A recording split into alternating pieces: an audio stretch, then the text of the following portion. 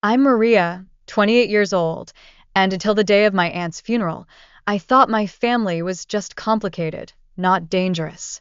But the moment a stranger slipped me a note warning me that my relatives were plotting against me, everything shifted. What began as grief turned into suspicion, and suspicion into survival. The inheritance I was promised wasn't wealth, it was a secret powerful enough to destroy us all. And once I uncovered the truth, I realized my family hadn't gathered to mourn. They had gathered to trap me into nightmare. The church smelled of lilies and polished wood, the kind of scent that clung to the back of your throat and made breathing feel like swallowing perfume. My aunt's coffin rested at the front, draped in white flowers, her picture propped beside it. She had always been stern, sharp-eyed, and unbending. Now her face in the frame smiled softly, almost mockingly, as if she knew something none of us did. My family surrounded the coffin, dressed neatly in black. They moved like a choreographed cast, their hugs lingering too long, their expressions calculated, every gesture meant to impress the room. I couldn't shake the sense that none of them were mourning. They were performing. Each handshake, each hushed word, was for show. I stepped outside to breathe, my heels clicking against the stone steps. The air outside was damp, carrying the faint chill of rain. I leaned against the railing, away from their staged grief, when I noticed him. A man stood near the gate. His clothes hung loose, patched and worn, his hair wild. Yet his eyes cut through me. Not cloudy, not lost like I expected, but focused, sharp, alive with intent. He walked toward me, without hesitation. My first instinct was to step back, but before I could, his hand brushed mine, slipping something small and rough into my palm. He never spoke, just turned and disappeared into the shifting clusters of black suits. It took me a moment to realize what he had given me. A folded piece of paper, crumpled and soft with wear. I opened it. The handwriting was jagged, urgent. Never believe them. Stay alert. Prepare yourself. Your whole family is plotting against you for something much bigger than you realize. My breath hitched. The words rattled inside my skull. I looked up, scanning the crowd, but the man was gone. Gone as if he had melted into the ground. My pulse quickened. I forced myself back inside, clutching the note in my pocket. My family was gathered in a circle near the casket, their whispers low, their eyes darting. When I entered, several pairs of eyes flicked to me. Not briefly. They lingered, watching me with the faintest curve of knowing smiles. I told myself I was imagining it, that grief makes people paranoid. But then I remembered the man's eyes. He hadn't looked insane. He had looked certain. The pastor spoke words about loss and legacy, but my focus blurred. Legacy. That word twisted in my mind. My aunt had no children of her own. No husband. Just property, wealth, and secrets she never shared. What if her death wasn't the end of something, but the beginning? When the service ended, I kept my distance, pretending to study the flowers while my relatives murmured to each other in clusters. My cousin Grace leaned in close to my uncle, their voices low, but both glanced at me mid-sentence. My uncle gave a small nod, like a signal, before their conversation resumed. Everywhere I turned, there were stares that weren't simply stares. They measured me, weighed me. I slipped the note deeper into my pocket, my hand never leaving it. I didn't know if the warning was madness or truth, but the way my family behaved that day made the words feel carved into stone. As I left the church, the man's voice echoed inside me, though he'd never spoken a word. Prepare yourself. The funeral was over, but my family refused to scatter. Instead of returning to their separate lives, they gathered at my aunt's estate, a mansion she guarded fiercely when alive, its doors rarely opened to anyone outside blood. I hadn't stepped foot inside since childhood. The house loomed at the top of a long drive, tall windows like dark eyes, the stone exterior untouched by time. Even in daylight, it carried the weight of secrets, the kind that pressed down on your chest. I parked at the end of the circular drive, watching the others step from their cars, their posture too composed for mourners. They walked as though summoned, not grieving, but anticipating. Grace adjusted her blazer, smoothing invisible wrinkles, while my Uncle Samuel whispered something to her that made her smirk. My cousin Daniel stood near the steps, scanning faces, his gaze pausing when it landed on me. He didn't look away. Inside, the house was immaculate. Not a speck of dust, not a curtain out of place. The air smelled faintly of lemon polish, masking something colder underneath. My aunt's portrait hung in the foyer, her sharp gaze following us, as if she had orchestrated this gathering from beyond the grave. The lawyer waited in the study. His briefcase sat on the table, neat and deliberate, his hands folded. "Thank you for coming," he began. "Your aunt left specific instructions. She wanted the family together for the reading of her will. No one excluded." Chairs scraped against the floor as we sat around the heavy oak table. The fire in the hearth burned low, though no one had lit it. It felt staged, like the entire house had been prepared in advance, ready for this exact moment. He opened the briefcase, removing a sealed envelope. My pulse quickened, the crumpled note in my pocket pressing against my thigh like a reminder. Never believe them. Stay alert. The lawyer cleared his throat and read. "To my family, if you're hearing this, I am gone. I lived my life knowing none of you truly knew me, and I wanted it that way. But the time has come for truths to surface." A shift moved through the room, subtle but sharp. My uncle leaned forward, his hands clasped, while Grace crossed her arms. Daniel sat back, jaw tight. The letter continued. "I leave my estate not to one, but divided. Every part has meaning. And to one person among you, I leave something more important than money or property. I leave knowledge, a key. Use it wisely, or it will destroy you." The lawyer paused, scanning the paper. She named her niece. My stomach dropped. Me? Every head turned. Eyes locked on me, unreadable, sharp. The fire cracked, loud in the silence. "Yes," the lawyer said. She wrote, "To my niece, I leave the study, the documents within, and the key to the locked cabinet in the East Wing. She will understand what it means." The air thickened. Grace leaned forward. "Why her?" My uncle's voice was steady, too steady. "What kind of knowledge?" The lawyer shook his head. That was all. She gave no further detail. The moment he closed the envelope, whispers broke out. My family didn't look at each other, they looked at me, as though I had suddenly become the center of a play I hadn't auditioned for. I excused myself quickly, forcing my steps toward the study. My heels echoed against the marble hall, each sound a warning.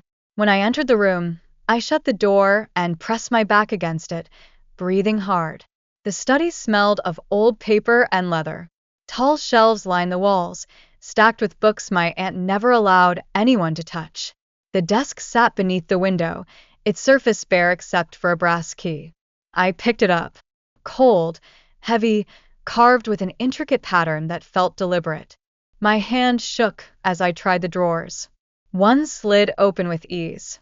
Inside lay folders, yellowed pages, letters addressed not to family, but to names I didn't recognize. Transactions, dates, maps. My aunt had been involved in something hidden, something she kept locked from the rest of them. I flipped through, my eyes catching words that sent a chill through me. Inheritance, guardianship, bloodline. The door creaked. I spun around. Daniel leaned against the frame, his expression calm, too calm. "You shouldn't be in here alone." I tucked the folder halfway closed. "It's my inheritance." He stepped inside, lowering his voice. "You think it's money or land? That's not what she left you. She left you responsibility. And responsibility in this family is never a gift, it's a trap." His eyes darted to the folder. "Whatever you find, don't trust it. And don't trust them. They'll twist it before you understand it." The warning echoed the stranger's note, but sharper, closer to home. My pulse raced. "Why are you telling me this?" "Because," Daniel said, his gaze flicking toward the hall, "I know what they're planning. And if you don't learn fast, you won't survive it." Before I could respond, voices carried down the hallway. Grace's laughter, my uncle's murmur. Daniel's expression hardened. Hide what you found. Now. I shoved the folders back, locked the drawer, and slid the key into my pocket. When Grace appeared in the doorway, her eyes swept the room, lingering on me. Her smile didn't reach her eyes. The family's waiting in the dining room. Don't keep us. Her tone wasn't an invitation. It was an order. I followed, the key heavy in my pocket, Daniel silent beside me. Every step back toward the others felt like stepping into a trap my aunt had built, one I didn't yet understand. But the note burned in my memory. Never believe them. Stay alert. And I realized my aunt's death hadn't ended her influence. It had only opened the door to something none of us were prepared for. The dining room lights glared down on us like interrogation lamps. The long table was set, but no food had been touched. My relatives sat in silence, their eyes fixed on me as though they had been waiting all along. Grace tapped her nails against her glass, the rhythm sharp and deliberate. Uncle Samuel leaned back, arms crossed, studying me with a quiet intensity. Daniel sat across from me, his jaw clenched, avoiding their stares. I placed my hands on the table, steadying myself. What exactly are you all hiding? The silence stretched until Grace leaned forward, her smile cold. Our aunt left you more than a key. She left you the burden we've carried for generations. You think she favored you? She trapped you. Uncle Samuel spoke, his voice even but heavy. Everything in this family has always been about protection. You were never supposed to know until the right time, but she decided to drag you into it now. I pulled the key from my pocket, holding it up. Then tell me what this unlocks. Daniel's eyes flicked to me, warning clear in his expression. Grace's gaze followed the key like it was a weapon. The East Wing cabinet. The truth our aunt buried there is why she never trusted anyone outside blood. It's why we had to keep you in the dark. I stood, pushing my chair back. Then I'll see it for myself. Grace moved to rise, but Samuel placed a hand on her arm. Let her. She needs to understand before she makes the mistake of destroying all of us. The hallway stretched long and silent as I walked toward the East Wing. My steps echoed against marble, each one heavier than the last. Daniel followed behind, close enough to make his presence known, but not close enough to speak. The others trailed at a distance, their footsteps deliberate, forming a procession. The cabinet stood against the wall, tall and locked with a brass latch that matched the key in my hand. My chest tightened as I slid the key in and turned it. The lock clicked open. Inside were boxes, each marked with years. Folders stacked neatly, sealed envelopes, ledgers filled with handwriting I recognized as my aunt's. Daniel helped me lift one out, placing it on the nearby table. I opened the lid. Photographs, yellowed with age, showed faces of people I didn't know. Maps traced across towns and borders, marked with symbols.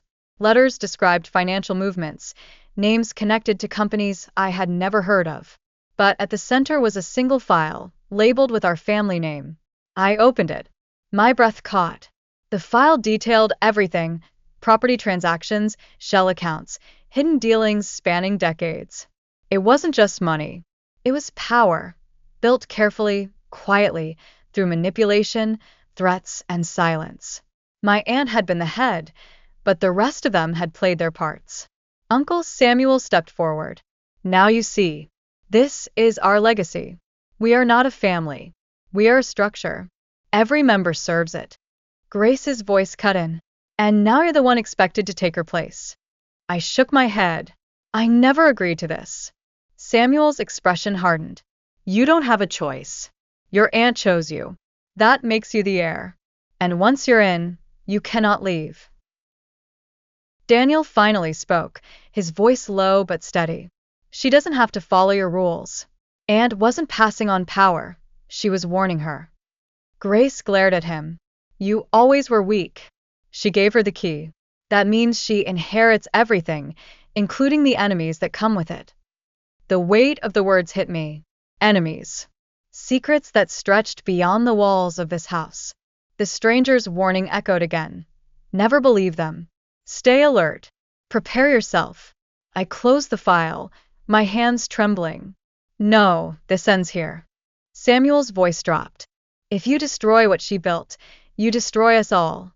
I looked at each of them, their eyes sharp, desperate, afraid of losing the foundation they'd spent years protecting. Then at Daniel, who stood firm, waiting for me to choose. I gathered the folders, the photos, the maps, and carried them to the fireplace in the study. My family followed, the tension in the air thick enough to choke. Grace hissed, "Don't do this." I met her gaze. Our aunt left me the key. That means she trusted me to decide. And I decide this ends with me. The flames roared as I fed the documents in one by one. Pages curled, ink turned to ash, faces burned away. My relatives shouted, cursed, demanded I stop, but I didn't falter. The fire consumed the legacy piece by piece until nothing remained but blackened scraps. When the last paper turned to ash, silence fell. My family stood in shock, eyes wide, powerless. The empire they guarded for so long had been erased in minutes. Daniel stepped beside me, his voice steady. "It's over." Samuel's face was pale with rage. Grace trembled, fists clenched. But neither moved against me. They knew it was finished. Without the documents, without the proof, their power was gone. I turned from the fire, the note in my pocket a final reminder. The stranger's warning had been right. They were plotting, and if I had hesitated, I would have been trapped forever. But now I had broken the chain. I walked out of the mansion, Daniel at my side. Behind us, the house stood silent, its secrets reduced to smoke. The family that once carried itself like royalty was left broken, stripped of the lies they had built their lives on. The night air was sharp and clean. For the first time, I could breathe. The game was over, and I had won.